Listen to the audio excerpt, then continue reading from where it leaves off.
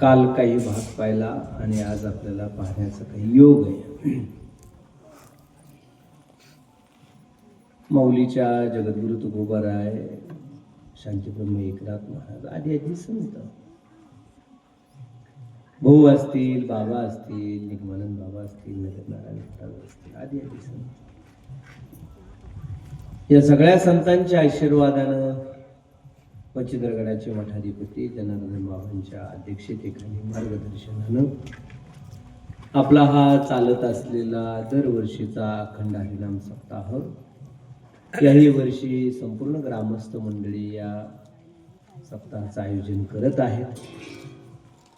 या कार्यक्रमासाठी आवर्जून परिसरातले गडाचे वारकरी, गडाचे सगळीच भगिनी या ठिकाणी उपस्थित आहेत आणि सगळ्यांच्या सहकार्याने आपण ही कथेची सेवा पूर्णतेला नेण्याचं कार्य करतो. बाबा सगळ्याची माईक बंद आहे.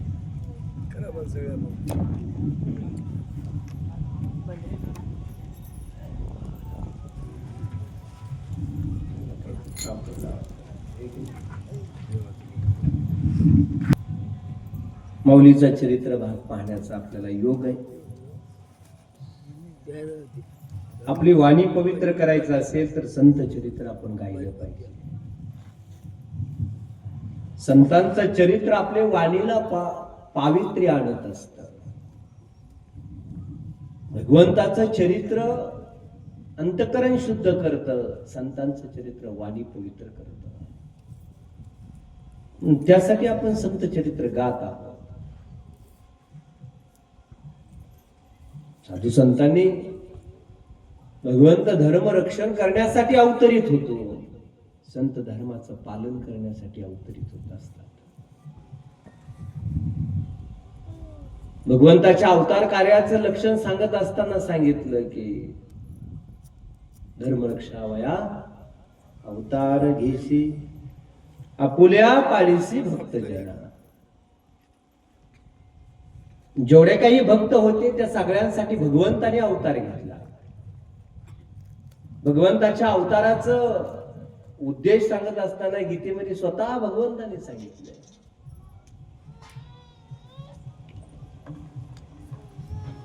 यदा यदा हि धर्मस्य ग्लानिर्भवति भारत अभ्युत्थानम् अधर्मस्य तदात्मानं सृजाम्यहम् परित्राणाय साधूनां विनाशाय च दुष्कृतां धर्म संस्थापनार्थाय संभवामि युगे युगे. उद्देश आहे भगवंताचा अवताराचा. धर्म संस्थापनार्थाय, परित्राणाय साधूना आणि विनाशायचे दुष्कृता, हे तीन उद्देश आहेत भगवंताचे. धर्माची संस्थापना, साधू संतांचं रक्षण करणं आणि दुष्टांचा नाश करणं, यासाठी भगवंत अवतरित होत राहतात. संत अवतरित होतात कशासाठी? तुकोबारायांनी अभंग लिहून ठेवला. धर्माचे पालन करणे पाखंड खंड, हिची आम्हा करणे काम, बीज वाढवावे ना तीक्ष्ण उत्तरे हाती घेऊन बाण फेरे. यासाठी संत अवतरित होत असतात. बीज वाढवावे नाम, हा उद्देश आहे संत अवतरित होण्याचा. धर्माचं पालन करणे हा उद्देश आहे. पाखंडाचं खंडन करणं हा उद्देश आहे. साधू आणि भगवंत याच्यात अंतर आहे अवताराचं.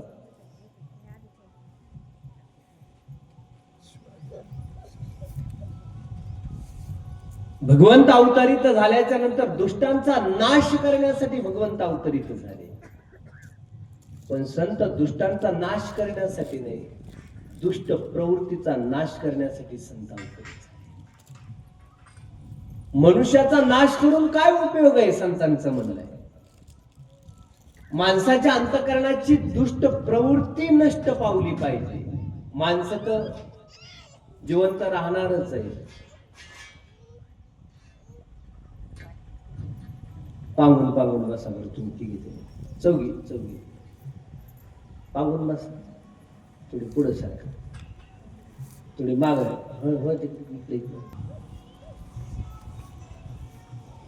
दुष्टांचा नाश करणं यापेक्षा दुष्ट प्रवृत्तीचा नाश करणं.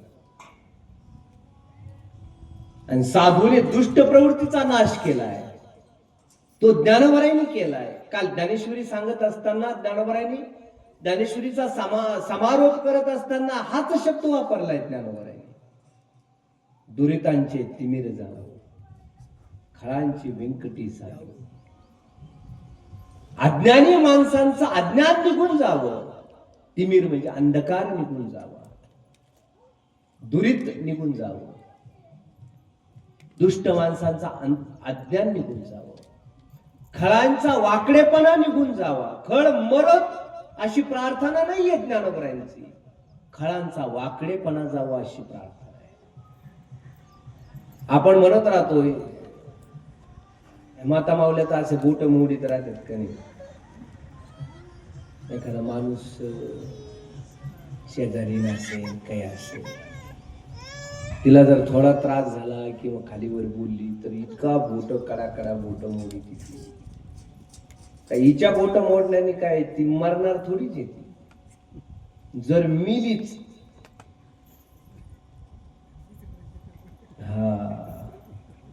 जर हिच्या बोट मोडल्याने जर माणसं मेले असते ना तर हिला मग भारत पाकिस्तानच्या बाउंड्रीवरच उभा केला असता.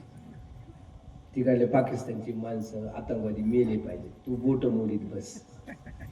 तिकडे लगेच गोळ्या घालायची गरज नाही त्याला. बोट मोडील्याने काय होतं, पण माणसं इतरांना दोष देत राहतात. ज्ञानोबरायांनी मरत अशी प्रार्थना नाही, व्यंकटी सांडो अशी प्रार्थना आहे. वाकडेपणा जाऊ माणसाचा. माणसाच्या अंतःकरणामध्ये वाकडेपणा असतोच. प्रत्येकाच्या अंतःकरणामध्ये व्यंग असतं, वाकडेपणा असतो प्रत्येकाच्या अंतःकरणात. आपल्या मराठवाड्यामध्ये आढी शब्द आहे, आढी. त्याच्या अंतःकरणात आढी असते. गाठ म्हणा, आढी म्हणा. काहीच्या असे रक्तात गाठी होतात ना, रक्ताच्या गाठी. रक्ताच्या गाठीचं ऑपरेशन करता येईल, आतल्या गाठीचं ऑपरेशनच नाही कुणाचं. आहे कुठं आहे ऑपरेशन? होय भाऊ राजसंग आहे. आतल्या गाठीचं ऑपरेशन कुठं करता येईल? नाही करता येईल. तो मेला त्याच दिवशी आतली गाठ जाळणार त्याच्या बरोबर. त्याच्याशिवाय ती आयुष्यभर ती त्याच्या संगच राहणार, ती बरोबरच राहणार. संतांनी सांगितलं व्यंकटी सांडो, वाकडेपणा जाऊ. मरो असा नाहीये, वाकडेपणा जाऊ. तृप्त झालेला तो रेडा. ज्ञानोबरायांची ज्ञानेश्वरी ऐकली. काल आपला कथाभाग इथं थांबला होता की रेडा महाराजाला समाधी दिली ज्ञानोबरायांनी, त्याचा उद्धार झाला. पण रेडा महाराजांचं पूर्व आयुष्य काय, पूर्व जन्म काय, त्याचं कारण सांगतो तुम्हाला. गंधर्व होता आणि गंधर्वानं तो नदीमध्ये स्नान करत होता. आणि स्नान करत असताना अनाधुंदपणे स्नान करत होता, त्याच्या मस्तीमध्ये. नारदजी जवळून चालले, त्याने नमस्कार केला नाही.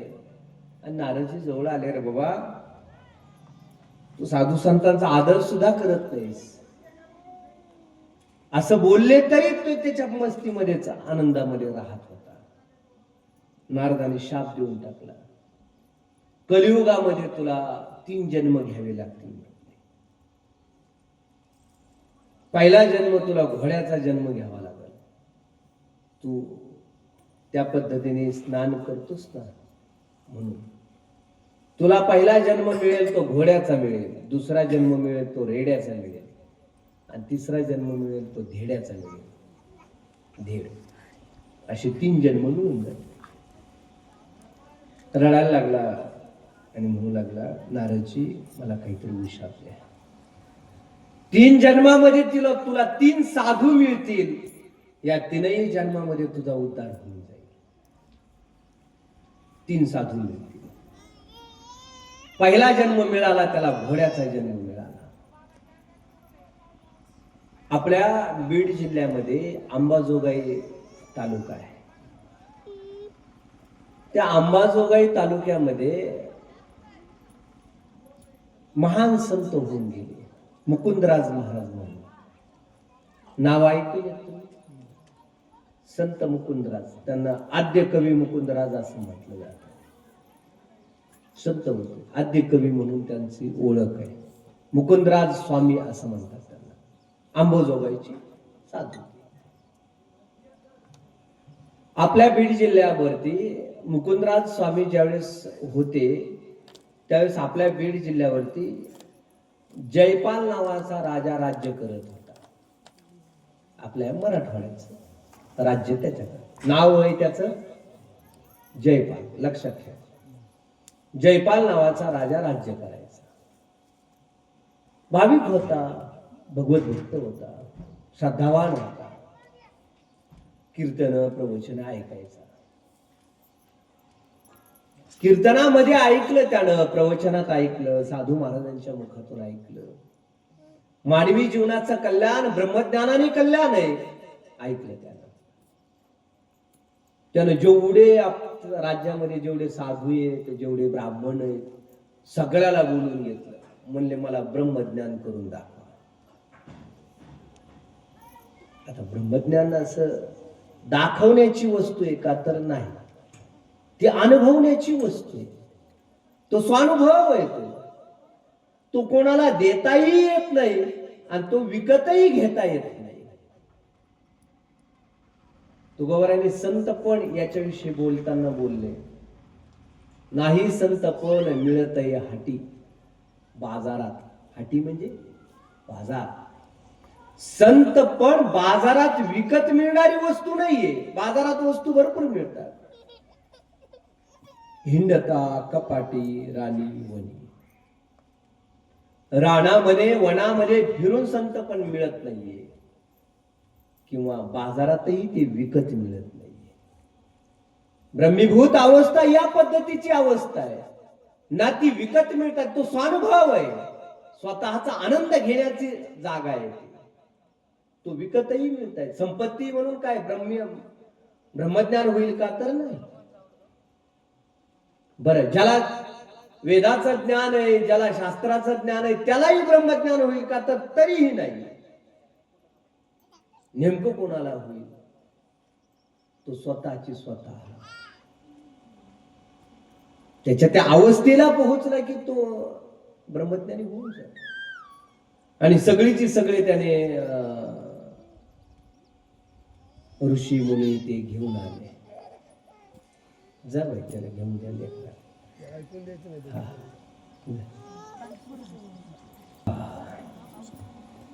राजाचं नाव काय होतं? काय नाव? बोला पटकन. काय नाव होतं? प्रश्न उत्तराचा क्लास घ्यायचा.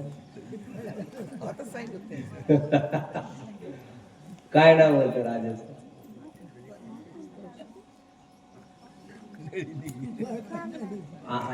नाना आता चालते का? बर.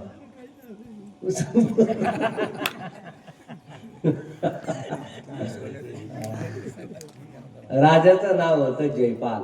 काय नाव होतं? जयपाल. मला ब्रह्मज्ञान हवंय. सगळ्या ऋषी मुनी असतील, साधू संत असतील, ब्राह्मण असतील, सगळ्याला कोण देऊ शकतो? कोणालाही. मग त्याने कामाला लावले. विटा उचलायला लाव, दगड उचलायला लाव, वाळू भरायला लाव, कामाला लाव. तुम्ही काय कामाचे? मला ब्रह्मज्ञान सांगू शकत नाही. कशाला राजाने तुम्हाला सांभाळावं? का राज्यातल्या लोकांनी तुम्हाला सांभाळावं? मग सगळीची सगळी कामाला लाव. मुकुंदराज स्वामी तिथून चाललेले होते. त्यांनी पाहिलं. अरे म्हणले, त्यांना विचारलं काय झालं बाबा? ते म्हणले राजाने आम्हाला कामाला लावलं. मुकुंदराज म्हटले चला, म्हणले राजाकडे चला. म्हणले राजाकडे आम्ही असं आलो तर राजा आम्हाला शिक्षा करेल. मुकुंदराज स्वामी महाराजांनी सगळ्यांना बाजूला घेतलं, पण ते खोरे फावडे, टिकाव, टोपले यांना सांगितले तुम्ही तुमचं काम करीत राहा. ते काम करीत राहिले. हे सगळे घेऊन गेले. राजा बोलू लागला, कसं तुम्ही यांना घेऊन आले? हो म्हटले, घेऊन आलो. यांना का शिक्षा दिली तुम्हाला माहित आहे? यांना मी विचारलं की मला ब्रह्मज्ञान हवंय म्हणून मी यांना शिक्षा दिलेली. तुम्ही मला ब्रह्मज्ञान करून देऊ शकता का? म्हणजे माझी काय गरज आहे तुम्हाला ब्रह्मज्ञान करून देण्याची? म्हणजे तुमच्या अश्वशाळेमध्ये एक घोडा आहे म्हटले, तो घोडा तुम्हाला ब्रह्मज्ञान करून देईल. बोलून घेतला. देव म्हणे. गौराचं एक प्रमाण आहे, 72 घोडी वरी देव म्हणे. घोड्याच्या अंगामध्ये 72 खोडी असतात. किती असतात? 72 खोडी. जो घोड्यावर बसतो त्याच्यावर एक जास्त पाहिजे, म्हणजे त्याच्या 73 खोडी पाहिजे, तर त्यांनी घोड्यावर बसवा. 72 खोडी वरी वरी देव म्हणे असं सांगितलं.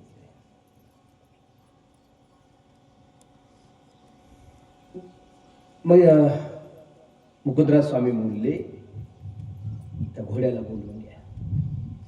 सांगितलं घोडे सांभाळणाऱ्या माणसाला, त्याला सांगितलं की तू घोडा घेऊन ये. त्याच घोड्याला घेऊन आले आणि घेऊन आल्याच्या नंतर त्याने सांगितलं फक्त या घोड्याच्या पाठीवर बस म्हटले. त्या रिकिबीमध्ये पाय घातले. ती म्हण आहे, रिकिबीमध्ये पाय घालून ब्रह्मज्ञान मिळालं अशी म्हण आहे, हिंदीमध्ये म्हण आहे. त्या रिकी म्हणजे ते पाय घालायचे लोखंडाचे असते, पडू नये. ते पाय घातला त्याला आणि वर बसला, घोड्यावर बसला. तत्क्षणी त्याला ब्रह्मज्ञान झालं. समाधी अवस्थेला गेला तो राजा.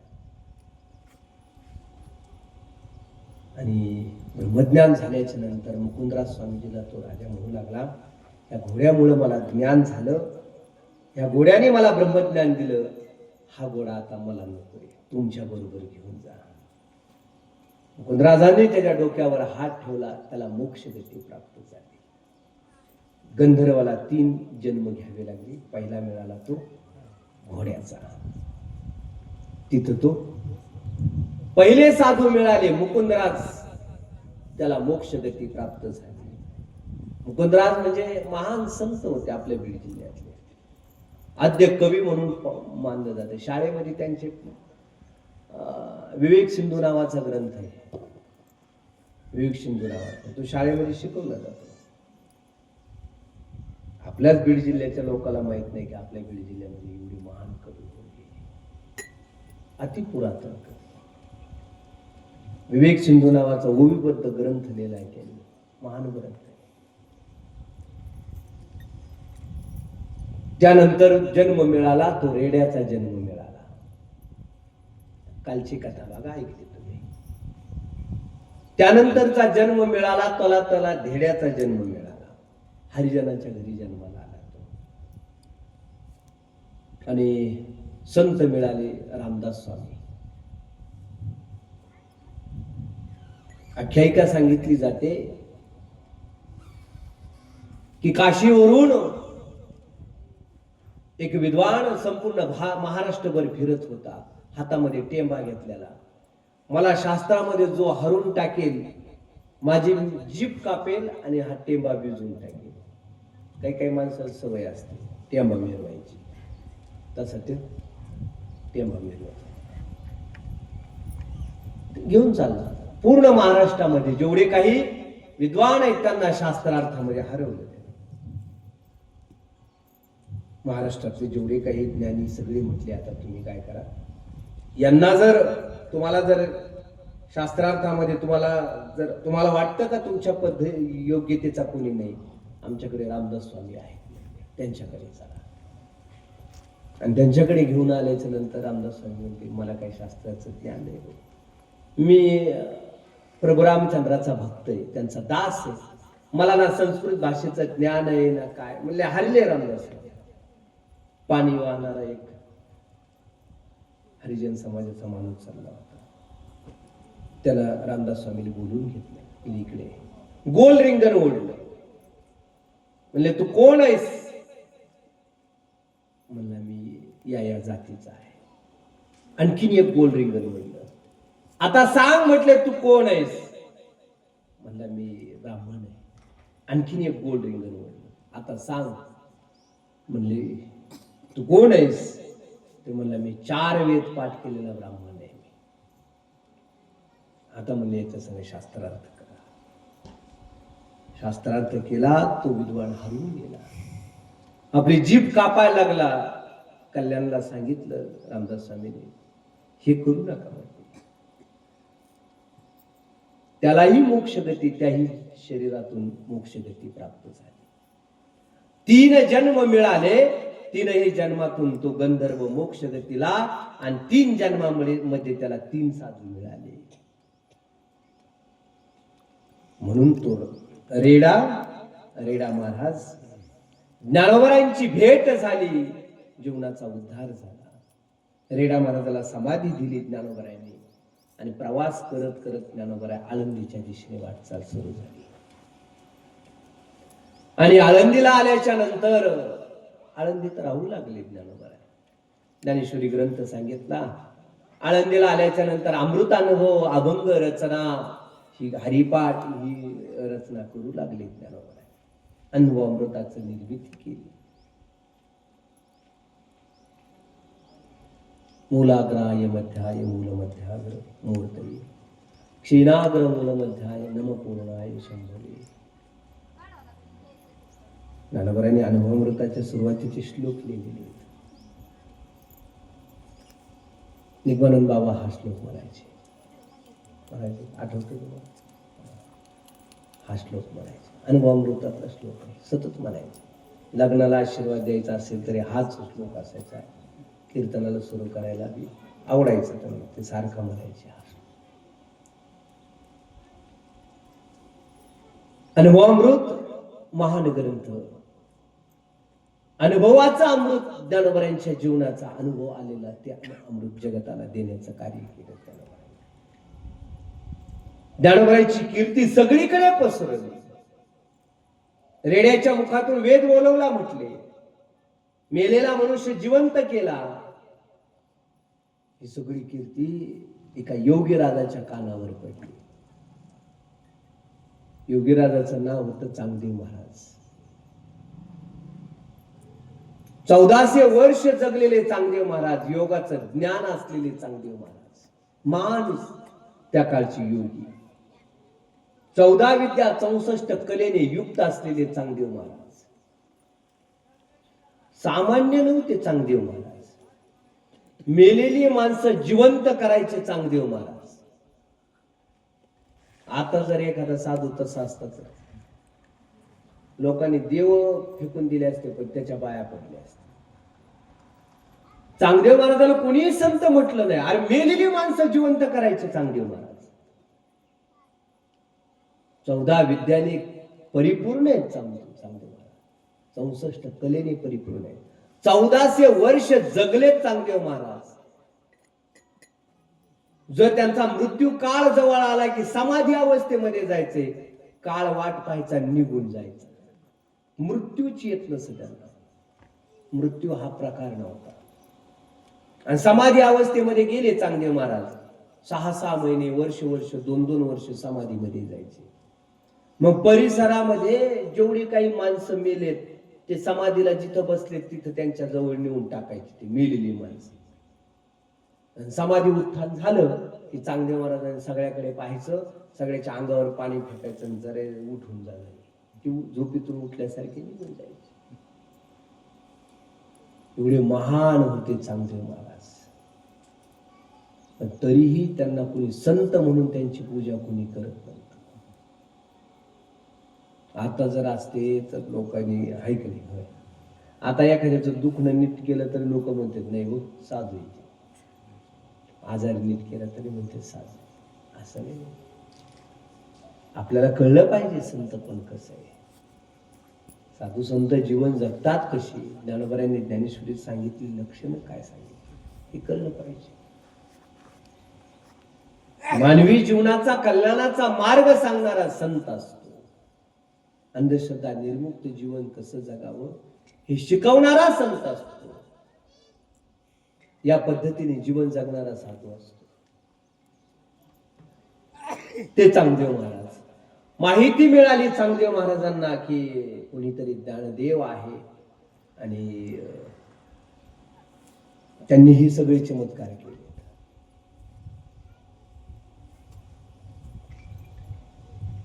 मुक्ताईचं ही आख्यायिका ऐकून होते. ज्यावेळेस चांगदेव महाराज समाधी अवस्थेला गेले होते आणि तिथून ही सगळी संत मंडळी चालली होती. ज्ञानोबराय, मुक्ताई, निवृत्तीनाथ दादा, हे सगळे. माऊलीने विचारलं, ही सगळी मेलेली माणसं इथं कसे काय टाकली? तर ते म्हणजे हे चांगदेव महाराज समाधीला गेले, समाधी उत्थान झाले की हे सगळ्याला उठवून देतील. मुक्ताबाईंनी हसली. मुक्ताबाई, मेलेली माणसं जिवंत करू शकतो हा, याच्या समाधी उत्थान व्हायची कशाला वाट पाहता? म्हणजे तिथं जवळ एक कुत्र मेलेलं होतं. मुक्ताबाईने हातात कुत्र घेतलं, सगळ्या माणसाच्या अंगावरून फिरले, मेलेली माणसं जिवंत झाली. नुसतं कुत्र फिरलं, याला कोणता चमत्कार करायचे? एवढ्या वर्ष साधना केली, योग साधना केली, प्राप्त काय झालं? काही प्राप्त झालं.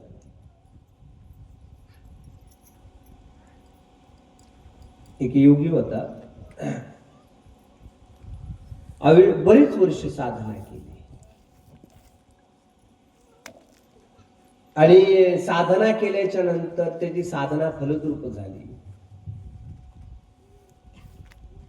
साधना केली, पाण्यावर चालायची, चालून पलीकडे जायची, अशी साधना केली. पाण्यावर चालायची आयुष्यभर. तेवढ्या एका साधनेसाठी पूर्ण आयुष्य घातलं. नदीच्या काठावर आला, नदीच्या काठावर आल्याच्या नंतर ते नावाडी होता. नावाडी म्हणला, पलीकडे जायचं असेल तर 2 आणे लागतात, जुन्या काळात 2 आणे लागतील. ते म्हणजे 2 आणे द्यायची काय गरज आहे मला, मी पाण्यावर चालू शकतो. तो पाण्यावर चालत पलीकडे गेला. नावाडीही पलीकडे गेला, काही प्रवासी घेऊन गेला आणि पलीकडे प्रवासी उतरवल्याच्या नंतर त्या साधू योग्या सगळे चर्चा केली. म्हणले, तुम्ही पाण्यावर चालता? हो म्हणले, पाण्यावर चालता. हे पाण्यावर चालण्यासाठी ही जी विद्या मिळवली तुम्ही, ही योग साधना केली, याला वर्ष किती गेले? ती म्हणली, माझी 50 वर्ष गेली ही योग साधना करण्यासाठी. त्या नावाड्याने सांगितलं, भल्या माणसा, जे काम 2 आण्यामध्ये होऊ शकतं त्याला 50 वर्ष घालायची काय गरज होती?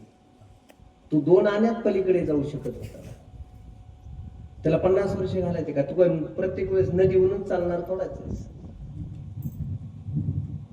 ती योग साधना मिळवणे काय आवश्यकता काय? नाही तिथं नाही ती साधना करण्यासाठी माणसं वेळ वाया घालतात, जीवनाचा वेळ वाया घालतात, व्यर्थ जीवन घालवून टाकतात. चांगदेव महाराज याच पद्धतीचे. भेटायला जायचंय आपल्याला ज्ञानोबरायांना, आता आपण भेटायला गेलं पाहिजे. मग आपण काय करू? सुरुवातीला पत्र लिहू म्हटले.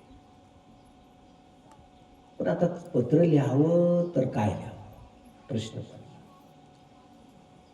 पण जुन्या काळामध्ये पत्र लिहिण्याची पद्धत असायची, तीर्थ स्वरूप,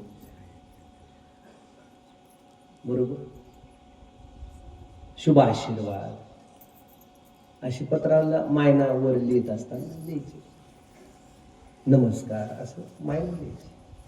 आता काय, तीर्थ स्वरूप लिहावं तर वयाने लहान आहे.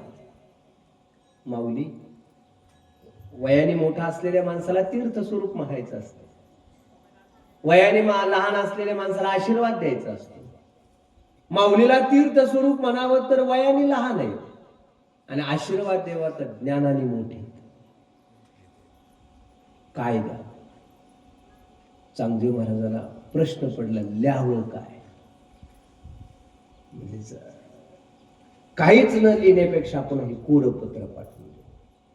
कोरपत्र पाठवलं. जसं ते कोरपत्र हातामध्ये आलं, ज्ञानोबरांच्या हातामध्ये आलं, हे बसलेलीच होती निवृत्तीनाथ दादा, मुक्ताई, सोपान काका, ज्ञानदादा. चिंतन चाललेलंच होतं त्यांचं, भगवत चिंतन करतच होते. हातामध्ये पत्र आलं, कुणी पाठवलंय म्हणजे चांगदेव महाराजांनी पाठवलं. माऊलीने आलटून पलटून पाहिलं, काहीच लिहिलेलं नाही. मुक्ताईने हातामध्ये घेतलं, तिने असं आलटून पलटून पाहिलं, म्हणजे चांगे आणखीन कोराच आहे, काहीच लिहिलं नाही. माऊली म्हटले कोरा आहे म्हणूनच बरा आहे, उग काही लिहिलं असतं तर काय उपयोगाचं. एक तर मनुष्याने पूर्ण ज्ञानी असावं, नाही तर अज्ञानी असावं. मधले माणसं लय आवड. अर्धवट ज्ञान हे मनुष्याच्या कल्याणाचंही नसतं, त्याला सुखही मिळत नाही.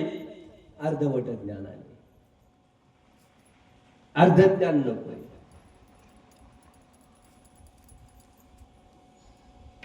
एका गुरुकडे एक मुलगा शिकायला गेला, पखवाज शिकायला गेला. आणि पखवाज शिकायला गेल्याच्या नंतर तो वाजवत होता. गुरुनी पाहिलं, त्याला म्हणले काय? म्हणले मला पखवाज शिकायचा आहे, मृदंग शिकायचा. ठीक आहे, काही शिकलेला आहेस? हो म्हणले, मला येत आहे. म्हणजे वाजून दाखव. वाजून दाखवलं. त्याने विचारलं किती वर्ष लागतील? तो म्हटला की तुला 6 वर्ष लागतील पखवाज शिकायला. 6 वर्ष? 3 वर्षात शिकतात माणसं. 3 वर्ष चांगला शिकतो माणूस. 6 वर्ष कशाला? त्याने सांगितलं चुकीचं काढायसाठी 3 वर्ष आणि शिकायला 3 वर्ष.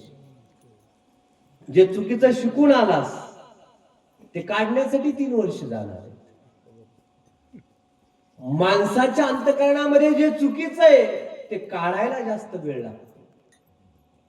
म्हणून तो कोरा आहे म्हणून बरा आहे. कोरा असला पाहिजे, चुकीचं नकोय. चुकीचं काय करायचं? ज्ञानोबरायांनी ओवी लिहायला सुरुवात केली. स्वस्ती श्री वटेषु जे लपून जगदा भासू. ज्ञानोबरायांनी चांगदेव 65ची सुरुवात करत असताना असं बोलले, स्वस्ती श्री वटेषु. एक सांगू का तुम्हाला, बरे का देवा, आज सांगळे महाराज कुठे गेलेत काय? झोपले तर महात्मा आहे बाबा, महादेव झोपला काय?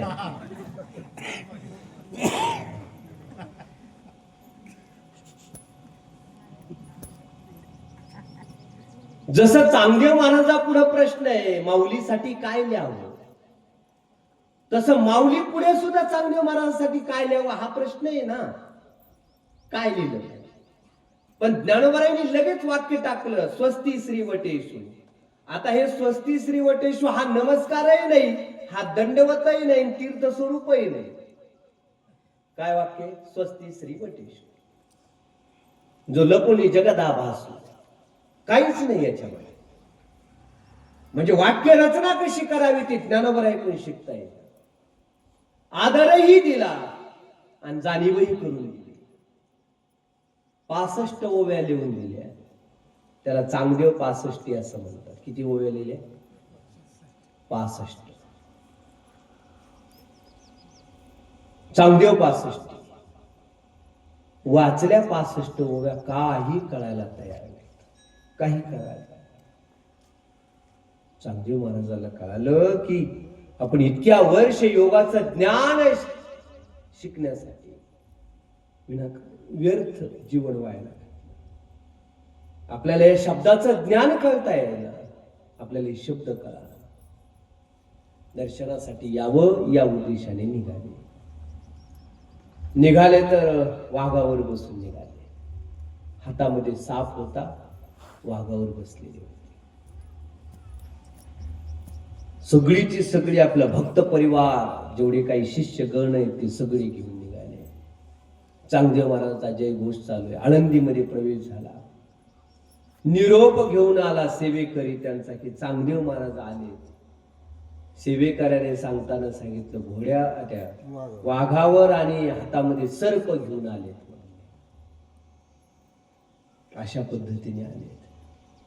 ही बसलेलीच होती तिघ भावंड भिंतीवर. आपण तर आता त्यांच्या स्वागताला गेलं पाहिजे, पण आता कसं जा? आपल्याकडनं वाघ आहे ना काय अरत आहे, काहीच नाही आपल्याकडे. पण जावं कसं? भिंतीवर बसलेले होते. माऊली बाईला भिंतीला म्हणले, बाई तू येशील का स्वागताला?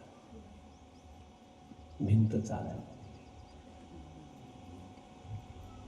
नाथबाबा बोलले ना, चालविली जड भिंती हरली चांगल्याची. चालविली असा शब्द आहे, चालली असा नाही. लोक म्हणतात माऊलीने भिंत चालवली. माऊलीने भिंत चालवली नाही, ती भिंत चालली, स्वतःहून चालली. चालविली जड भिंती हरली चांगल्याची भ्रांती. मोक्ष मार्गीचा सांगाती ज्ञानोबा. जसं चांगदेव महाराज पाहिलं, चांगदेव महाराजांनी प्रत्यक्ष जड भिंतीला घेऊन आले. ज्ञानोबांना त्यांचा अहंकार घालवायचा होता. तुम्ही जिवंत प्राण्यावर, जे हिंस्र प्राणी आहे, वाघ आहे, सर्प आहे, हे सजीव आहे. सजीव प्राण्यावर तुम्ही अधिराज्य गाजवू शकता, आम्ही निर्जीव वस्तूवर सुद्धा अधिराज्य गाजवू शकतो. हे ज्ञानोबांनी दाखवलं. भिंत निर्जीव आहे, पण तिला सुद्धा चालवायची शक्ती दिली ज्ञानोबांनी. म्हणून संत म्हणतात, चालविली जड भिंती हरली चांगयाची भ्रांती. भ्रम होता चांगदेव महाराजांना, तो नाहीसा झाला. मग ज्ञानोबा आहे. चांगदेव महाराज शिष्य झाले, ते मुक्ताईचे शिष्य झाले. जाणीव, स्त्री पुरुष भाव अंतकरणामध्ये भेद आहे चांगदेव महाराजांच्या. मुक्ताई स्त्री आहे, मी पुरुष आहे, माऊली पुरुष आहेत, इतर सगळ्या स्त्री आहेत. हा स्त्री पुरुष भावाचा भेद आहे अंतकरणामध्ये. मुक्ताईने उपदेश केला, बाबा अरे तुझ्या अंतकरणामध्ये आजही भेद आहे स्त्री पुरुष भावाचा. ही सगळीची सगळी त्याचे अंश आहे, परमात्म्याचे अंश आहे. ममैव अंशो जीवलोके जीवभूत सनातन. ही माझे अंश आहे, ते परमात्म्याचे अंश आहेत. पण तुझ्या अंतकरणामध्ये स्त्री पुरुष भाव आजही आहे, भेद आजही आहे. अभेदाचं ज्ञान झालं पाहिजे, अंतकरणातला भेद निघून गेला पाहिजे. मुक्ताईने असा उपदेश करायला सुरुवात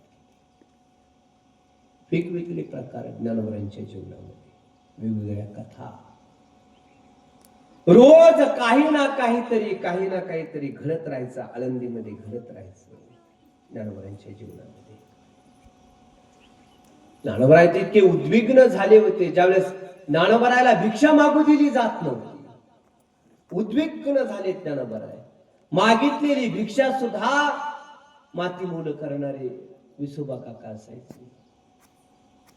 माऊलींनी ताटी लावली, नकोय म्हणले. आता किती दिवस सहन करायचं या लोकांचं? केवळ चांगदेव महाराजालाच मुक्ताईने उपदेश केला असं नाही, अरे तिनं ज्ञानोबरायांना सुद्धा उपदेश केलाय. महान होती आदिशक्ती मुक्ताई. ती सगळ्या संतांच्या नंतर जन्माला आली. निवृत्तीनाथ दादा असतील, ज्ञानोबराय असतील, सोपान काका असतील, यांच्या नंतर जन्माला आली ती आदिशक्ती. ब्रह्मा, विष्णू आणि महेश या तिघांना प्रेरणा देणारी ती आदिशक्ती मुक्ताई होती. चांगदेव महाराजाला तर दिली प्रेरणा, चांगदेव महाराजाला तर उपदेश केलाच केला. ज्ञानोबरायांना सुद्धा उपदेश केलाय. माऊली, लोकांना असं बाजूला करणं बरं नाही, योग्य नाही. आपण कशासाठी जन्माला आलो? लोक जर आपल्यासाठी जर दाह होत असतील तर आपण पाणी व्हावं. संती सुखे व्हावे पाणी, विश्वरागे झाले वन्नी. हा उपदेश आहे ताटीच्या आपला. मुक्ताईने लांबून बाहेरून थाप मारली. माऊलीने आतमधून ताटी लावून घेतली. बाहेरून थाप मारते, दादा ताटी उघडा. मुक्ताईने जर उपदेश केला नसता, मुक्ताईने जर माऊलीची जर ताटी उघडवली नसती तर हा ग्रंथच सापडला नसता. एवढे अनंत उपकार आहेत त्या मुक्ताईच्या. माऊलीने तर ताटी बंद करून ठेवली होती. नकोय मला जगाचा कोणाचाही संग, नकोय मलाही नको. मायबापाला देहांत प्रायश्चित्त घ्यावं लागलं याच लोकांमुळे. कोणताही अपराध नसताना किती दिवस यांचे अपराध सहन करत बसायचं, किती दिवस याच लोकांचा त्रास सहन करायचा नकोय. यासाठी आम्ही थोडंच जन्माला आलो, यासाठी थोडीच अवतरित झालो. जाणीव करून दिली मुक्ताईनं. आणि प्रत्येक अभंगामध्ये एक शब्द वापरला, ताटी उघडा ज्ञानेश्वरा, ताटी उघडा. योगी पावन मनाचा, साहे अपराध जनाचा. भावांनो, योगी हा कसा असतो? ज्ञानोबरायला सांगते मुक्ताई, पावन मनाचा असतो. जगाने कितीही अपराध केले तरी पोटात साठवण्याची ताकद त्या योग्यामध्ये असावी. लोकांनी अपराध केले तरी, लोकांचे अपराध पोटात सहन करण्याची ताकद संताकडे असते. संत करत राहतात. कितीही लोकांनी त्रास दिला तरी संत सहजरित्या हसत लोकांनी ते घेत राहतात. ते ज्ञानोबरायांनी सहन केलं. ताटीच्या अभंगातून मुक्ताईने उपदेश केला ज्ञानोबरायांनी. आणि मग ताटी उघडल्याच्या नंतर ही ग्रंथ जन्माला आली. सगळी काही ग्रंथ रचना जन्माला आली. चांगदेव महाराजाला उपदेश झाला. मुक्ताई ही गुरु लाभली. चांगदेव महाराज म्हणले, मी आज जन्माला आलो, मुक्ताईचा गुरुपुत्र झालो म्हटले. आजही जन्माला आलो, मला पुत्र म्हणून स्वीकार केला. तो आई मुक्ताईने स्वीकार केला पुत्र म्हणून.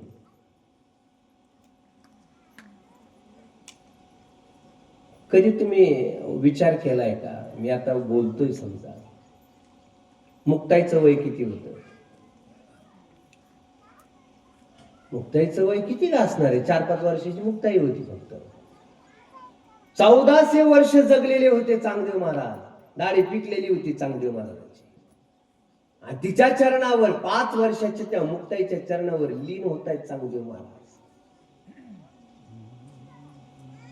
माणूस हा वयाने, वारकरी संप्रदायामध्ये वयाला महत्व नाही, ज्ञानाला महत्व आहे. वारकरी संप्रदायामध्ये आपण म्हणतो की कीर्तनकार किती वयाने लहान असला तरी विचार करत नाहीत आपण. त्याला तो प्रणाम नसतोच. कीर्तनकार म्हणून त्याचं दर्शन नाही, त्याच्याकडे असलेल्या ज्ञानाचं दर्शन असतंय. त्याचं कीर्तनकार म्हणून दर्शन नाही घेत आपण. जो त्या ज्या गादीवर उभा राहतो त्या गादीचा आदर करून म्हणून दर्शन घेतो. जर माऊली आणि तुकोबरायचं नाव घेत असेल आणि माऊलीचं जर गुणगान गात असेल तर आपण त्याचं दर्शन घेऊ. ज्ञानोबराय तितकं गोड सांगतात ना. ज्ञानोबराय म्हणतात, या संतांचं वर्णन करणार आहे भगवंत स्वतः बोलले. भगवंत म्हणतात, ही संत मंडळी तर मला आवडतातच. संत म्हटलं की माझ्या आवडीचं ठिकाण आहे. पण संतांचं वर्णन करणारे सुद्धा मला आवडतात. ते किती आवडतात? भगवंताने सांगितलं त्याने, तेही प्राणा परवते, आवडती मज निरोते, जे भक्त चरित्राते प्रशंसिती. जे माझ्या भक्ताच्या चरित्राची प्रशंसा करतात, माझ्या भक्ताचं जे चरित्र गातात, जे माझ्या भक्तांचं चरित्र इतरांना सांगत राहतात, माझे भक्त तर मला आवडतातच, पण माझ्या भक्ताचं चरित्र सांगणारा मला माझ्या प्राणापेक्षाही प्रिय आहे. हे कोणाची वाक्य आहेत? हे भगवंताची वाक्य आहेत. भगवंत म्हणतात, ऐसे जाना जे जे हे उदास भक्त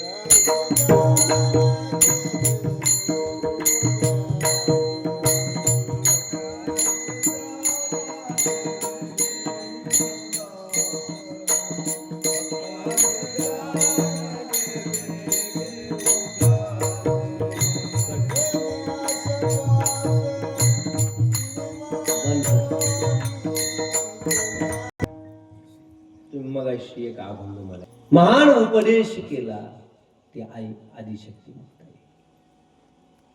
ज्ञानोबारायांनी सगळ्याला ग्रंथ रचना केली. वारकरी संप्रदायाचा पायाभरणी झाली, ज्ञानाने पायाभरणी झाली, संप्रदाय उभा राहिला, सगळी संत मंडळी एकत्र केली ज्ञानोबारायांनी. ज्ञानोत्तर भक्ती करावी याच उद्देशाने काय करावं, जसं आपल्या वारकरी संप्रदायाला ज्ञानाचा पाया भरला, एक आराध्य दैवत असावं. आराध्य दैवत ठरवलं ज्ञानोबारायांनी पांडुरंग परमात्मा. ज्ञानेश्वरी सांगितली, अनुभवामृत लिखाण केलं, हरिपाठाचं लिखाण केलं, चांगदेव 65चं लिखाण केलं, अभंग रचना याचं लिखाण केलं, सगळं ज्ञान सांगितलं. ज्ञानोबारायला जर त्यांची आवड, त्यांना जर विचारलं, माऊली तुमच्या अंतःकरणातून सांगा तुम्हाला काय आवडतं. एवढं ज्ञान सांगितल्याच्या नंतर ज्ञानोबारायांनी स्वतःची आवड सांगितली. बरं का देवा, काय आवड सांगितली? मनात माझ्या अंतःकरणातून तुम्हाला आवडतं काय? माऊली म्हटले, मला पंढरपूरला जायला आवडतं. माझ्या जीवेची आवडी पंढरपुरा. सगळ्या लोकांना घेऊन पंढरपूरला आली, सगळ्या जाती धर्माच्या लोकांना. चोखोबारा असतील, सावता महाराज असतील, नरहरी सोनार असतील, सगळ्या संत मंडळींना एकत्र केलं ज्ञानोबारायांनी आणि पंढरपूरला आले. जेवढी काही संत होते सगळ्या संत, आणि पंढरपूरला पांडुरंग परमात्म्याचं दर्शन घेऊन आषाढी वारी. आषाढी वारीला आता कीर्तनाचा योग. कीर्तन सुरू करणार, मंदिरामध्ये कीर्तन सुरू करायला सुरुवात केली नामदेव महाराजांनी. नामदेव महाराजांनी हातामध्ये विडा घेतला आणि कीर्तनाला सुरुवात केली. माऊलीने सगळीकडे पाहिलं, टाळ घेऊन उभा होती माऊली, सगळीकडे पाहिलं. आणि सगळीकडे पाहिल्याच्या नंतर माऊलीला चोखोबराय दिसले. माऊली म्हणजे चोखोबराय कुठे? काहींनी सांगितलं दारात उभा आहे. चोखोबराय आतमध्ये म्हणले, त्यांना मंदिरात प्रवेश नाहीये. चोखोबरायला मंदिरामध्ये येऊ दिलं जात नाहीये त्यांना. माऊलीने सांगितलं, जर चोखोबराय जर मंदिरात येत नसतील तर आम्ही मंदिरात कीर्तन करणार नाही. सगळ्यात मोठी क्रांती आहे ज्ञानोबारायांची. सगळ्यात आधी क्रांती केली ज्ञानोबारायांनी. चोखोबरायसाठी माऊलीनं मंदिरातलं कीर्तन बंद केलं आणि सगळ्या संत मंडळाला घेऊन चोखोबरायासह, चोखोबरायाची पत्नी सोयराबाई, तिच्यासह मुलगा कर्ममेळा, त्याच्यासह ज्ञानोबराय आता वाळवंटामध्ये कीर्तनाला सुरुवात झाली. माझा ज्ञान नामदेव महाराजांनी फेटा बांधला, विणा घेतला, नामदेव महाराज कीर्तनाला उभा राहिले. कीर्तन सुरू झालं, अभंग घेतला नामदेव महाराजांनी, चाल म्हटली माऊलीनं. माऊली सुंदर गायन करायची, गोड आवाज होता. जनाबाई म्हटली, माऊली आता तुम्ही काय करा, चाल म्हणा अभंगावर. माऊलीने गोड असे चाल म्हटली. सगळा असा बहर आला कीर्तनात, सगळे नाचू लागले, उड्या मारू लागले. मंदिरातला पांडुरंग परमात्मा आता वाळवंटामध्ये आता कीर्तनात नाचता नाचता नाचता नाचता दे. कबीरदासजीने जागं केलं भगवंताला, हाताला धरलं. देवा, तुमच्या अंगावर आता कपडे सुद्धा राहिले नाहीत, एवढे उड्या मारतात तुम्ही देवा. नाचता नाचता देवाचा पितांबर गळून गेला, एवढ्या उड्या मारल्या भगवंताने. नामदेव महाराजांची कीर्तना सगळ्या जाती धर्मातले साधू संत ज्ञानोबारायांनी एकत्र केले. जातीभेद, वर्णभेद, पहिली क्रांती केली ती ज्ञानोबारायांनी क्रांती. एकच टाळी झाली चंद्रभागे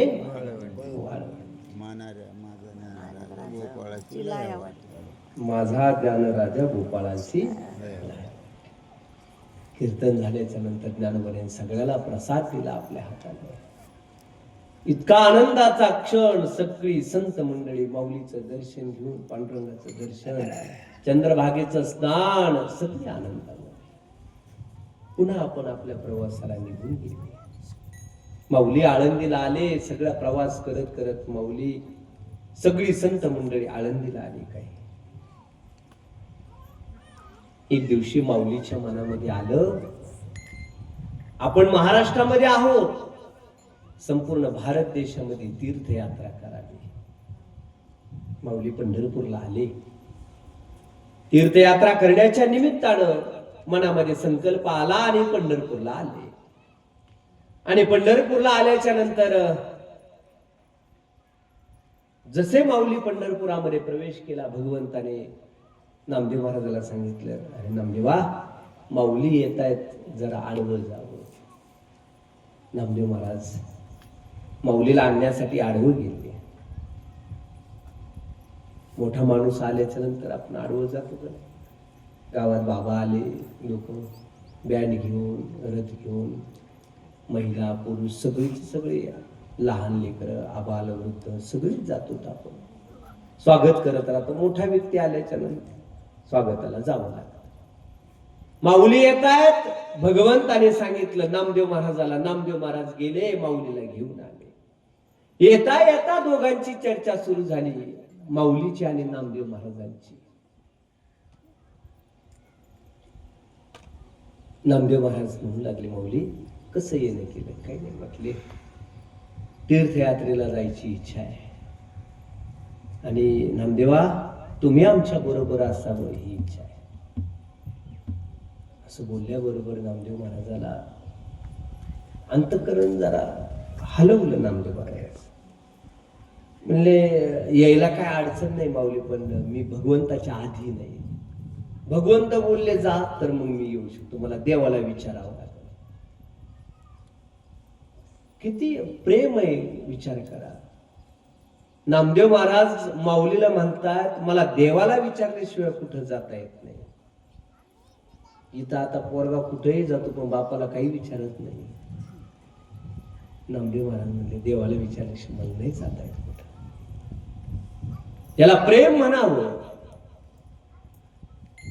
ही परतंत्रता नाहीये, हे स्वातंत्र्यताच आहे. पण हे प्रेमापोटी विचारू नये. प्रेमाने मला विचारल्याशिवाय जाता येत नाही. मग माऊलीने प्रवेश केला पांडुरंगाच्या मंदिरामध्ये, देवाचं दर्शन घेतलं. माऊली कसं येणं केलं? काही नाही, तीर्थयात्रा करावी आणि नामदेव महाराजाबरोबर तीर्थयात्रा करावी.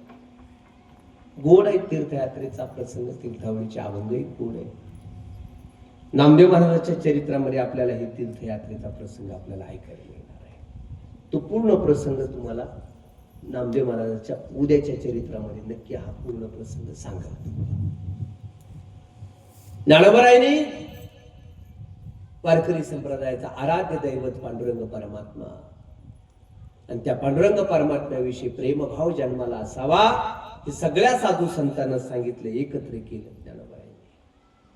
अशी महान संत ज्ञानोबाराय आपल्या जगताच्या कल्याणाच्या उद्धारासाठी ज्ञानेश्वरी सारखा ग्रंथ दिला आपल्यासाठी. अज्ञानी माणसाला ज्ञान मिळवण्यासाठी ज्ञानेश्वरी ग्रंथ दिला. ज्ञानोबराय तितकं गोड सांगतात ना. ज्ञानोबराय म्हणतात, श्लोक अक्षर द्राक्षलता मांडव झाली आहे गीता, संसार पथ शांता विसंभावया. संसारामध्ये दमलेल्या माणसाला विश्रांतीचं ठिकाण कोण असेल तर ते हे ज्ञानोबा आहेत. थकलेल्या माणसाला विश्रांतीचं ठिकाण म्हणजे ते ज्ञानोबा आहेत. ज्या ज्ञानोबाच्या ठिकाणी विश्रांती मिळते, आज तेच ज्ञानोबा म्हणतायत, मला आता विश्रांती घ्यावी असं वाटतं मला. ज्या संतांच्या ठिकाणी विश्रांती मिळते, काही काळानंतर संत म्हणतात, आता बस विसाव्याचं ठिकाण मिळावं. आता पंढरपूरला आली माऊली. आषाढी एकादशी होती, कार्तिकी एकादशीचा प्रसंग. शुद्ध कार्तिकी एकादशीला माऊली पंढरपुरात आले. आणि माऊलींनी दर्शन घेतलं पांडुरंग परमात्म्याचं. निवृत्तीनाथ दादा आहे, सगळी संत मंडळी आणि सगळ्या संत मंडळी भगवंत बसलेले आहेत आणि संत आहेत. आणि सगळ्या संतांच्या सभेमध्ये ज्ञानोबराय उठून उभा राहिले आणि उठून उभा राहून हात जोडून सगळ्याला विनंती करून आणि भगवंताला बोलू लागले, देवा आता आयुष्य आता काठाला आलं, म्हणजे कळाला आलं. माझी इच्छा आहे तुमच्या दारामध्ये समाधी घ्यायची. अचानक समाधीचा विषय काढला. ज्ञानोबरांनी समाधीचा विषय काढला. अरे सगळ्या संतांना एकत्र करणारे ज्ञानोबराय. ही सगळी आम्ही एकत्र बसलो, ही बैठक बसली ही ज्ञानोबरायांच्यामुळे बसली. आणि तेच ज्ञानोबराय म्हणतात की मला समाधीला जायचंय. सगळीकडे शांतता पसरली. अंतःकरण सगळ्यांचं कळवळलं. भगवंत उठून उभा राहिलेले होते. भगवंताने पाहिलं माऊलीकडे, माऊली समाधी घेण्याचं वय नाहीये तुमचं.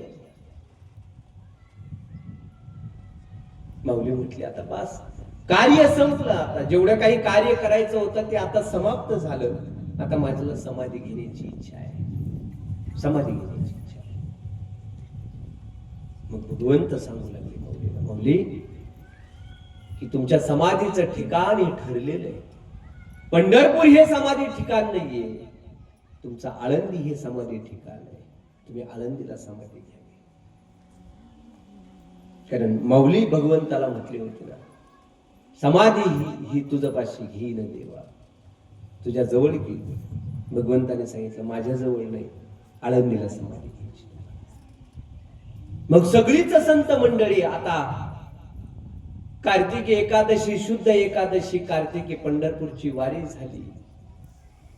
द्वादश सोडली, काला घेतला सगळ्यांनी. काल्याचं कीर्तन झालं आणि दिंडी घेऊन निघाली प्रवास करत करत आता आळंदीच्या दिशेने. नामदेव महाराज आहेत, चोखोबा महाराज आहेत, सावता महाराज आहेत. आपल्या बीड मधले सुद्धा एक संत होते. त्या सगळ्या संतांमध्ये माऊली बरोबर होते. बरं, आपल्या बीड जिल्ह्याचे संत, त्यांचं नाव आहे जगमित्र नागा. परळी शहरामध्ये त्यांची समाधी, संजीवन समाधी, माऊलीची जशी संजीवन समाधी, जगमित्र नागा म्हणून संत होते, माऊली बरोबर होते. तीर्थयात्रेच्या तुम्हाला उद्याच्याला सांगेल तुम्हाला, ज्यावेळेस तीर्थयात्रेहून परतीचा प्रवास झाला तर त्या परळीला माऊलीने मुक्काम केलेला आहे जगमित्र नागाचं. तुम्हाला उद्याच्याला जगमित्र नागाचंही चरित्र थोडं चालता जाता सांगून. महान संत होते जगमित्र नागा. ही सगळी संत मंडळी आता आळंदीला निघाली.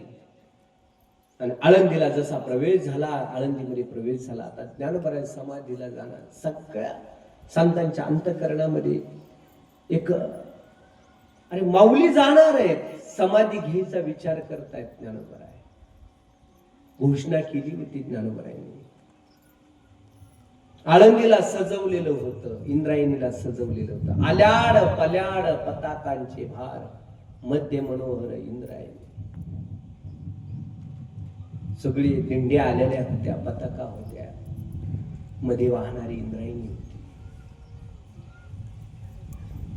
सगळी संत मंडळी एकत्र जमली. आता ज्ञानोबरायला समाधीला जायचंय. एकादशी, कार्तिकी एकादशी झाली. द्वादशीचा जेवणाला बसले सगळे संत मंडळी. भगवंत स्वतः जेवण वाढायला बसले. सगळे संत मंडळी जेवायला बसले. भगवंत स्वतःच्या हाताने जेवण वाढताय. तांदळाची खिचडी केलेली होती, मुगाचं वरण केलेलं होतं. सगळ्याला संतांना जेवायला वाढायला भगवंत स्वतः वाढताय. सोहळ्याने हरी हरी वाढितो सकळा, मनीचा कळवळा कोण झाली. भगवंत स्वतः वाढताय. पण अंतकरणातला कळवळा कोणाला, हे सगळं नामदेव महाराजांनी घेऊन ठेवलं. हे अभंग, समाधीचे अभंग, सगळ्या संतांच्या समाधीचे अभंग एकट्या नामदेव महाराजांनी दिले. ज्ञानोबरायची समाधी असेल, निवृत्तीनाथ दादाची असेल, मुक्ताईची असतील, सोपान काका, सगळे जेवढे काही संत मंडळी झाली आपल्या महाराष्ट्रामध्ये, सगळ्या संतांचं समाधी चरित्र एकट्या नामदेव महाराजांनी लिहिलंय. मनीचा कळवळा कोण जाणे, अंतकरणातला कळवळा कोणाला जाणतो? नामदेव महाराज भगवंताचा चेहरा जाणत होते. माऊलीला जीव घातलं, आईसाहेबांनी जीव घातलं, रुक्मिणी आईसाहेबांनी, पांडुरंग परमात्मा आणि रुक्मिणी आईसाहेब जीव घातलं माऊलीला. भगवंत रुक्मिणी आईसाहेबांसंग संवाद साधतायत आणि रुक्मिणी आईसाहेब भगवंताबरोबर संवाद साधतात. रुक्मिणी आईसाहेब ताट वाढलं, सगळी संत मंडळी जेवण केली. आता ज्ञानोबराय आता शेवटचं जेवण करतायत. ताट केलं रुक्मिणी आईसाहेबांनी आणि रुक्मिणी आईसाहेबांनी ताट केल्याच्या नंतर रुक्मिणी आईसाहेब भगवंताला बोलू लागले, देवा एवढा महान असलेला योगी आज समाधीमध्ये जाणार आहे, पुन्हा कधी दिसणार नाही. पण तुम्ही ह्या योग्याकडे पाहता, भगवंताला बोलू लागले. पण मी या योग्याकडे पाहत नाही.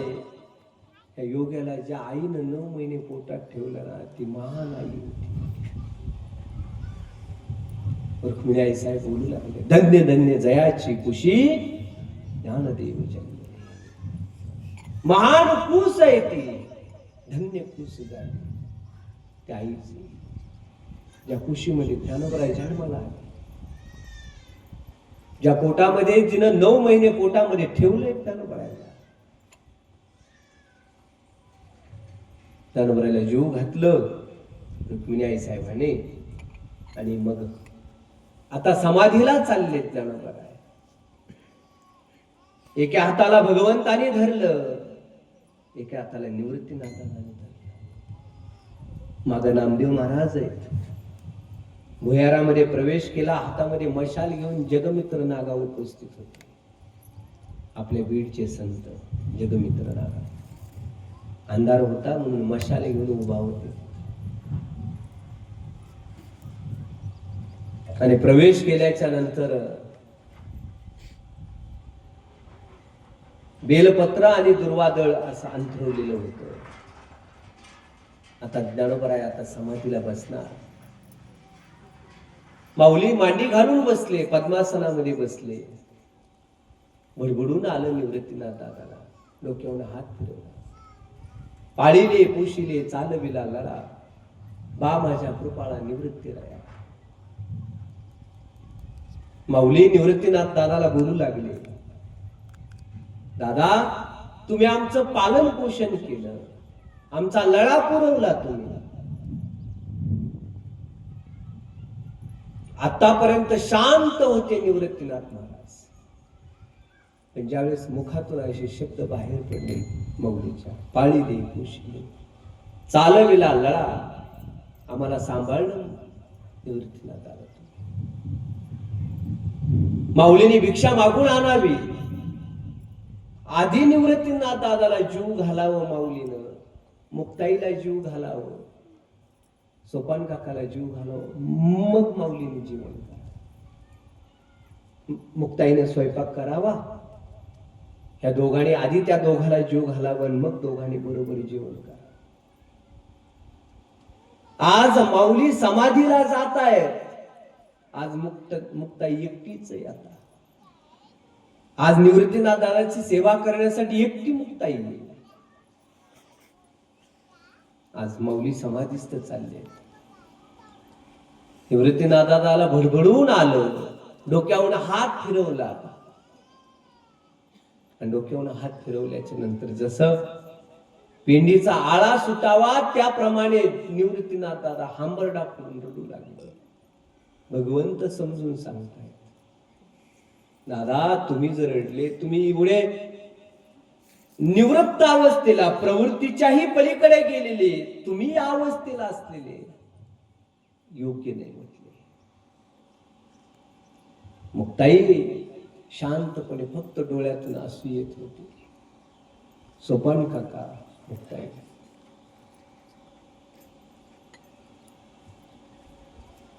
भगवंताने बसवलं, आसनावर बसवलं माऊलीला आणि आसनावर बसवलं. निवृत्तीनाथ दादा आणि भगवंत परत वापस आले आणि जसे वापस आले भुयारातून मागा आले, दगड मांडला. निवृत्तीनाथाला टाहू फोडून रडायला लागले. नामदेव महाराज भगवंताला सांगू लागले, भगवंत म्हणू लागले, भगवंता अरे आम्ही स्वतःला सावरतो, आज निवृत्तीनाथ दादा रडतायत, त्यांना कोण सावरणार आहे? तुम्ही पुढे गेल्याशिवाय, तुम्ही सावरल्याशिवाय नाही. भगवंताने सावरलं निवृत्तीनाथ दादा, समाधिस्थ झाले ज्ञानोबा. नामदेव महाराज म्हणतात, नामा म्हणे आता लोपला दिनकर, बाप ज्ञानेश्वर समाधीस्थ. त्यानंतर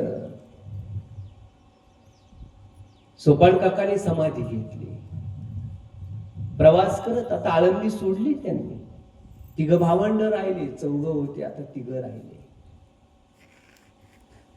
सासवडला आल्याच्या नंतर, पुण्यापासून सासवडला आल्याच्या नंतर सोपान काकाने सासवडला समाधी घेतली.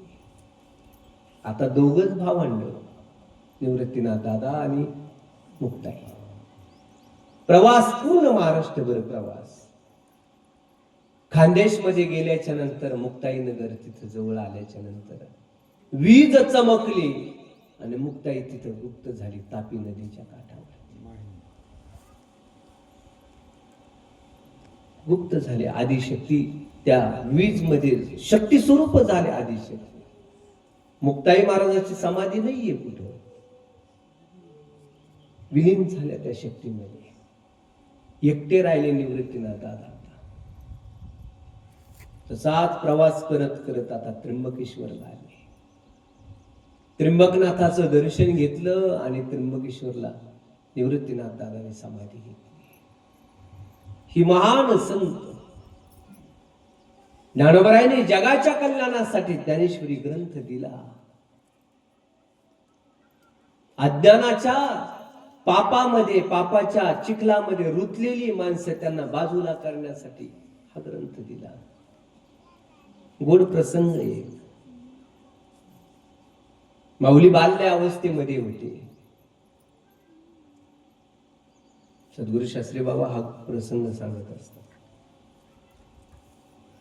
सिद्ध बेटामध्ये माऊली राहत होते, बाल्य अवस्थेमध्ये होते माऊली.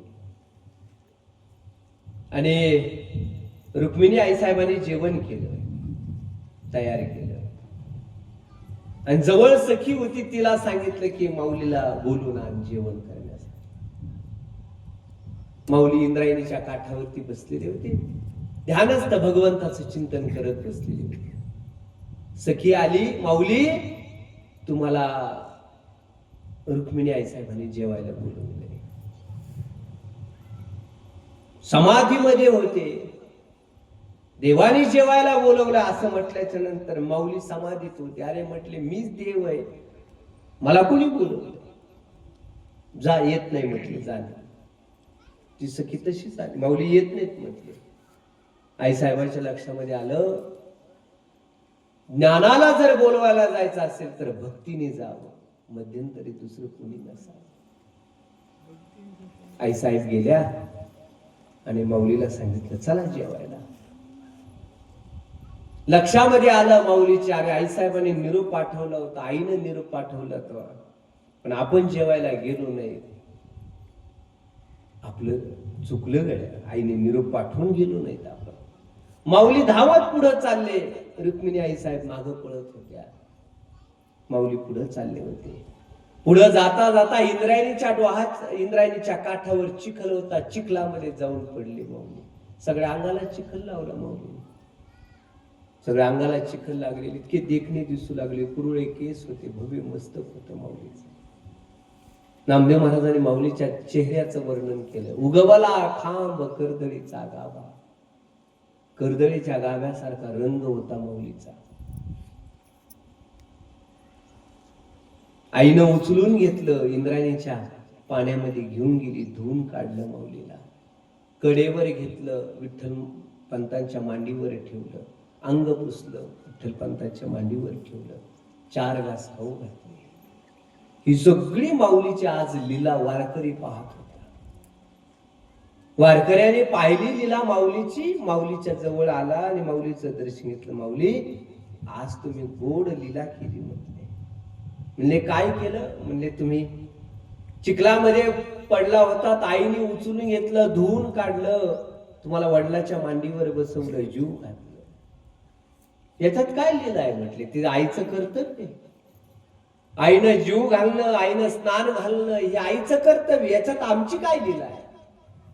नाही म्हणले, देवा माऊली, जसं आईनं तुमच्या बाबतीमध्ये असं केलं ना, तसं तुम्ही आमच्या बाबतीमध्ये तसंच करा. जसं आईनं तुम्हाला चिखलामधून धुवून काढलं, वडिलाच्या मांडीवर ठेवलंय, 4 घास खाऊ घातले, तसं आम्हालाही तुम्ही तसंच करा. आम्ही पापाच्या चिखलामध्ये बरबटलेलो आहोत, आम्ही अज्ञानाच्या चिखलामध्ये भरलेलो आहोत. आम्हाला अज्ञानाच्या चिखलातून बाहेर काढा, स्वच्छ पाण्याने धुवून काढा, ज्ञानाच्या पाण्याने धुवून काढा, वैराग्याच्या मांडीवर बसवा आणि ब्रह्मरसाचे 4 घास आम्हाला खाऊ घाला. आमच्यासाठी खाऊ घाला. म्हणून हे ब्रह्मरसाचं पारणं, ज्ञानेश्वरी सारखं पारणं आपल्यासाठी. ज्ञानोबराय गोड संजयाच्या मुखातले वाक्य आहेत. संजय म्हणतो, हे ब्रह्मरसाचे पारणे केले अर्जुना लागे नारायण, कितीची अवसरे पाहुणे पातलो आम्ही. हे ब्रह्मरसाचं पारण अर्जुनासाठी होतं, पण आम्ही पाहुणे म्हणून आलो. ज्ञानेश्वरी ग्रंथ म्हणजे ब्रह्मरस आहे. ब्रह्मरस सुस्वादे अक्षरे गुंफिली ज्ञानोबराय. ब्रह्मरसाने भरलेली ही अक्षर गुंफलीत ज्ञानोबरायांनी. ही ताट कशी आहेत? तर ही ताट अमृताची ताट आहे. ज्ञानोबराय ज्ञानेश्वरीच्या बाबतीमध्ये बोलत असताना म्हणले, ही चिंतामणीच्या वाटा आहेत ज्ञानोबरायांची. ही ओवी म्हणजे सामान्य नाहीये, ही ओवी सगळ्यांसाठी प्रेरणा देणारी ओवी. ज्ञानोबरायांची ती मुलगी आहे, ती ओवी यांची मुखातून निघालेली, जन्माला आलेली ती. तो ग्रंथ आपल्यासाठी ज्ञानोबराय, महान संत ज्ञानोबराय. आज आपण त्यांचं चरित्र भाग ऐकला. उद्याच्याला नामदेव महाराजांचं चरित्र उत्तरोत्तर आपण पुढे जाणार आहोत. उद्याच्याला तुम्हाला जगमित्र नागाचंही चरित्र सांगतो थोडंफार. तीर्थयात्रेच्या निमित्ताने ज्यावेळेस परळी या ठिकाणी येतील परतीचा प्रवास, त्यावेळेस जगमित्र नागा यांचंही चरित्र. आता नामदेव महाराजांचं चरित्र 1 तासात 1.5 तासात उरकेल एवढं लहान चरित्र नाहीये. नामदेव महान चरित्र आहे. महान संत ज्ञानोबराय निवृत्तीनाथ दादा, सोपान काका मुक्ताई समाधिस्थ झाले. आपल्याला ज्ञानाचा मार्ग देऊन संजीवन समाधिस्थ आजही ज्ञानोबराय ज्ञान देण्यासाठी ज्ञानोबराय ज्ञानेश्वरीच्या स्वरूपामध्ये आहे. बऱ्याच शास्त्रज्ञांनी ज्ञानोबरायच्या समाधीवर संशय घेतला होता. माग 2000 सालच्या आधीची घटना आहे पहा. हे शास्त्रज्ञांनी संशय घेतला की खरंच ही ज्ञानोबरायांची समाधी खरंच संजीवन समाधी आहे का. तिथं शोध घेण्यासाठी यंत्रणा आणली होती, अमेरिकेवरून यंत्र आणली, पाहिले तर ती यंत्र सगळीची सगळी बंद पडली होती त्या रेंजमध्ये आल्याच्या. आणि समाधी पाहण्यासाठी निघाले तर समाधीतून सगळे भुंगे बाहेर आले होते, जेवढे सायंटिस्ट शास्त्रज्ञ होते. आजही संजीवन समाधीमध्ये ज्ञानोबा आहेत. काय करतात तर भजन कीर्तन करतात. आजही ज्ञानोबराय भजन कीर्तन करण्याचं कार्य करतात, अज्ञानाला ज्ञान देण्याचं कार्य करतात ते ज्ञानेश्वरीच्या स्वरूपाने. नक्कीच आपण त्या ज्ञानेश्वरीचा स्वाद घ्यावा, ज्ञानेश्वरी आनंद घ्यावा. खरं पाहिलं तर ज्ञानेश्वरी कथाच करायला पाहिजे होती. पुढं पुढं तुम्हाला ज्ञानेश्वरी सांगितली असते पण आपल्याला संत चरित्र ऐकायचंय. ज्ञानेश्वरी सांगायचं म्हणलं की माझ्या समोर पुढं माणसं कोणी नसलं तरी मी सांगत बस, किती माणसं असू द्या, नाही तर नसले तरी मी सांगत बस. म्हणून नक्कीच हा गोड ग्रंथ आहे आणि या ग्रंथाचा स्वाद आपण घेत राहावा. आपणच वाचत राहतो, लोक भागवत ऐकतात, रामायण ऐकतात, शिवमहापुराण ऐकत राहतात. ग्रंथ ऐकला पाहिजे. म्हणून आपल्याला आता आरती आहे, आरती झाल्याच्या नंतर हरिपाठाची व्यवस्था आहे. चौबदाराने आपल्याला इशारा दिलेला आहे, वेळ झालाय आहे करते. पुंडलिक वरदा हरी विठ्ठल श्री ज्ञानदेव तुकाराम, पंढरीनाथ भगवान की जय. मौली ज्ञानी